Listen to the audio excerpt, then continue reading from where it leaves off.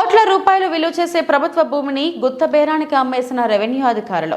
నిరుపేదలకు చెందవలసిన ప్రభుత్వ భూమి కబ్జాకు గురైందని తెలిసి నిమ్మకు నీరెత్తినట్లు వ్యవహరిస్తున్న డివిజనల్ జిల్లా స్థాయి అధికారుల వాటాలెంతంటూ ఎద్దేవా చేస్తున్న విశ్లేషకులు.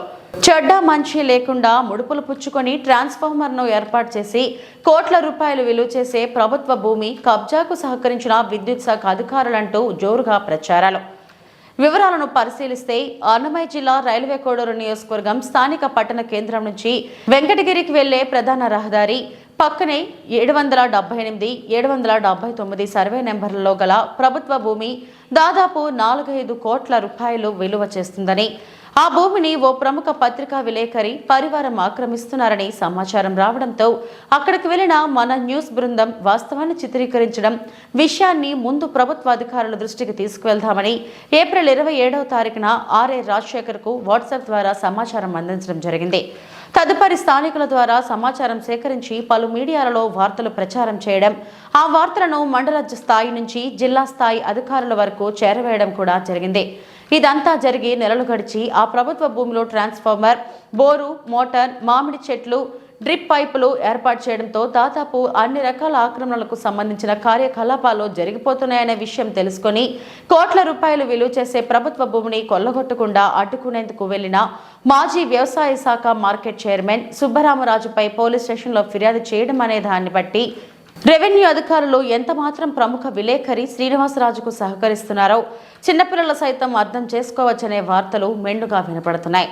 ఈ విషయాలన్నీ తెలిసి కూడా రెవెన్యూ సిబ్బంది ఎటువంటి చర్యలు తీసుకునేందుకు ముందుకు రాలేదంటే మీరు ప్రభుత్వ భూమిని ఎకరా 5 లక్షల రూపాయలకు అమ్ముకున్నారని వస్తున్న ఆరోపణలు వాస్తవమై ఉండవచ్చని పలువురు స్థానికులు గుసగుసలాడుకుంటున్నట్లు అంతర్గత సమాచారం. అంతేకాక కోట్ల రూపాయలు విలువ చేసే ప్రభుత్వ భూమిని ఆక్రమించుకున్న ఆ ప్రముఖ విలేకరికి తన సన్నిహిత మీడియా బృందం కూడా వత్తాసు పలికి సహకరిస్తున్నట్లు ఓ రెవెన్యూ అధికారి మన మీడియా మిత్రునికి తెలపడం ఆశ్చర్యానికి గురి చేసిందని చెప్పుకోవచ్చు. అయితే గతంలో ఆ ప్రభుత్వ భూమిని సబ్ డివిజన్ చేసి నిరుపేదలకు పట్టాలిచ్చేందుకు రెవెన్యూ అధికారులు అన్ని చర్యలు తీసుకోవడం, ఆ రోజుల్లో అసైన్మెంట్ కమిటీని నిర్వహించకపోవడంతో కలిసి వచ్చే కాలానికి నడిసొచ్చే కొడుకు పుడతాడని సామెతను తలపించేలా ఆక్రమణదారుడికి కోట్ల రూపాయలు విలువ చేసే ప్రభుత్వ భూమి ఆక్యుపై చేసుకునేందుకు అవకాశం రావడం అనేది ఎంతో ఆశ్చర్యకరమైన విషయమని కూడా చెప్పుకోవచ్చు. అంతేకాదు అక్కడ డ్రిప్ పైపులతో పాటు మామిడి చెట్లను పూడ్చడం వంటివి జరుగుతున్నా వాస్తవాన్ని చిత్రీకరిస్తున్న మన మీడియా మిత్రునికి కూడా ఆ ప్రముఖ విలేకరికి సంబంధించిన కుటుంబీకులు వీడియోలు తీయడం, ఫోన్ ద్వారా వారికి సంబంధించిన వారికి సమాచారం అందించే దృశ్యాలను మన మీడియా ద్వారా ప్రచారం అయ్యే వీడియోలలో ప్రత్యక్షంగా మీరే వీక్షించవచ్చు. ఇక మన మాజీ మార్కెట్ చైర్మన్ సుబ్బరామరాజు అందించే వివరాలను తెలుసుకుందాం. ఆపై ఈ విషయంలో రెవెన్యూ అధికారులను సంప్రదించి వారు ఏమి సమాధానం చెప్తారో తెలుసుకొని ఆ వివరాలను మీ ముందుంచేందుకు తిరిగి వస్తాం. అంతవరకు సెలవు. నమస్కారం.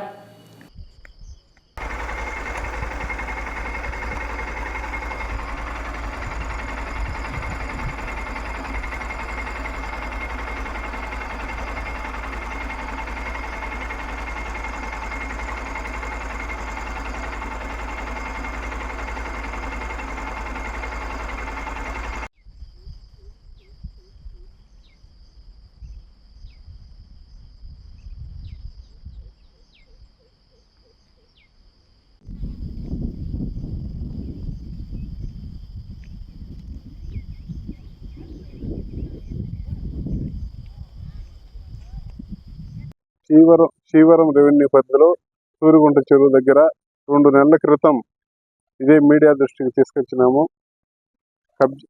సుమారు 11 ఎకరాల పొలం ఆక్రమణకు గురి చేసినారు.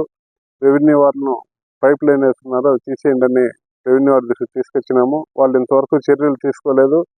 అయినా ఒక వారం క్రితం మళ్ళా జేసీపీలు పైప్ లైన్ తీసుకొచ్చి మిగిలిన పొలం కూడా ఆక్రమిస్తుంటే రెవెన్యూ వారి దృష్టికి తీసుకొచ్చాము. రెవెన్యూ వారు స్పందించినప్పటికీ అతను ఖాతరు చేయలేదు. నేను అడ్డుకునే ఉద్దేశంతో పొలం దగ్గరికి వెళ్తే నా మీద పోలీస్ కంప్లైంట్ కూడా ఇచ్చినారు. రెవెన్యూ వారు ఎందుకు దీనిపైన చర్య తీసుకోవడం లేదో మాకు అర్థం కావడం లేదు. ఇప్పటికీ వాళ్ళు చర్యలు తీసుకునే ఎడల మేము కలెక్టర్ గారి దృష్టికి తీసుకెళ్లాలనుకుంటున్నాము. ఈ విషయం పైన రెవెన్యూ వారు తొందరగా చర్య తీసుకొని ప్రభుత్వ భూములను ఆక్రమణకు గురి కాకుండా కాపాడతారని ఆశిస్తున్నాం. రెవెన్యూ డిపార్ట్మెంట్ వారు ఎన్నిసార్లు మేము ఫిర్యాదు చేసిన ప్రభుత్వ భూమిని ఆక్రమించుకుంటున్నారని వారు చర్యలు తీసుకోవడం లేదు. అక్కడే ప్రజలందరూ కూడా దీనిపైన వీళ్ళు భారీగా ముడుపులు తీసుకునే దీనిపైన చర్యలు తీసుకోవడం లేదనే ఆరోపణలు ఉన్నాయి. కాబట్టి అది నిజం కాదు అంటే రెవెన్యూ వారు ఖచ్చితంగా దీనిపైన చర్యలు తీసుకోవాలి. ఈ పొలము కోడూరు వెంకటగిరి రోడ్డు పక్కన ఉంది. అది అతి విలువైన పొలం కాబట్టి దాన్ని కబ్జా చేయాలని చూస్తున్నారు. ఖచ్చితంగా అది కొన్ని కోట్ల రూపాయలు విలువ చేస్తుంది. దాన్ని కాపాడి ప్రజాధనాన్ని పరుల సొమ్ము కాకుండా కాపాడతారని రెవెన్యూ సిబ్బందిని కోరుతున్నాం. మొత్తం ఎన్ని ఎకరాలు ఉండొచ్చు సుబ్రామ్ గారు? సుమారు 11 ఎకరాల పొలం ఉండేది. ఎకరా ఎంత వాల్యూస్ చేసే అవకాశం ఉంది? అది కోడూరు వెంకటగిరి రోడ్డు పక్కన ఉందండి. సుమారు ఎకరా 15 లక్షల పైనే విలువ చేస్తుందండి. కబ్జా చేసింది ఎవరంటారు? మన ఒక పత్రికా విలేకరి శ్రీనివాసరాజు అతని కుటుంబ సభ్యులు అక్కడ పనిచేస్తున్నారు. అతనే కబ్జా చేస్తున్నాడని మేము అనుకుంటున్నాం. మాకు సంబంధించింది కాదు, మేము పని చేపిస్తున్నాము, వేరే ఉందని అంటున్నారు. అది ఎంత మాత్రం వాస్తవం అంటారు? దాంట్లో ఎంత మాత్రం వాస్తవం లేదండి. రెవెన్యూ డిపార్ట్మెంట్ వారు కూడా శ్రీనివాసరాజే చేస్తున్నారని మా దృష్టికి కూడా తీసుకొచ్చారు. కాబట్టి అతని పేరు చెప్తున్నామండి. తిరిగి నన్ను పోలీస్ స్టేషన్ కూడా కంప్లైంట్ ఇచ్చారు.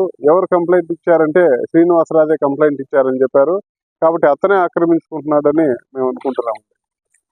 అక్కడ స్థానికంగా పనిచేసేటప్పుడు వారిని కానీ వారి కుటుంబ సభ్యులు కానీ ఏమైనా గుర్తించడం జరిగిందా? ఉన్నారండి. వాళ్ళ అమ్మగారు ఉన్నారు, వాళ్ళ మామయ్య గారు ఉన్నారు, అతను ఉంటున్నాడు. అందరూ వాళ్ళ కుటుంబ సభ్యులే ఉన్నారండి. ఎన్ని నెలల నుంచి ఇది కబ్జాకు పాల్పడుతున్నట్టు తెలుసు? సుమారు 6-7 నెలల నుంచి కబ్జా ప్రయత్నం చేస్తున్నారండి. 3 నెలల క్రితం ఆల్రెడీ పైప్ లైన్, ట్రాన్స్ఫార్ము, చెట్లు నాటడం జరిగింది.